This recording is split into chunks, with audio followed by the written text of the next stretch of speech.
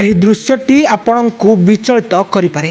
ଏକ ବାଘ ଏକ ଗୃହପାଳିତ ଗାଈକୁ ମାରି ଝୁଣି ଝୁଣି ତାର ମାଂସ ଖାଉଥିବାର ଦୃଶ୍ୟ ଏବେ ଖୁବ୍ ଭାଇରାଲ ହେଉଥିବା ସ୍ଥାନୀୟ ଲୋକେ ଆତଙ୍କିତ ଅବସ୍ଥାରେ ଥିବା ଜଣାପଡ଼ିଛି। ଘଟଣାଟି ଘଟିଛି ଆମ ପଡ଼ୋଶୀ ଦେଶ ନେପାଳର ଚିତବନ ଜିଲ୍ଲାରେ। ଭରତପୁର ମହାନଗରପାଳିକା ଅନ୍ତର୍ଗତ ୱାର୍ଡ ନମ୍ବର 11ର ସୂଚନା ଅନୁସାରେ ମଙ୍ଗଳବାର ବିଳମ୍ବିତ ରାତିରେ ଏହି ୱାର୍ଡ ଅନ୍ତର୍ଗତ ଭୋଜାଡ଼ ସ୍ଥିତ କମଳା ଦେବୀ ମନ୍ଦିର ନିକଟ ଜୈନିକ ବ୍ୟକ୍ତିଙ୍କ ଘରେ ଥିବା ଏକ ଉନ୍ନତ କିସମର ଦୁଧିଆଳି ଗାଈକୁ ଏକ ବାଘ ମାରିଦେବା ସହ ତାର ଝୁଣି ଝୁଣି ମାଂସ ସବୁ ଖାଇଛି।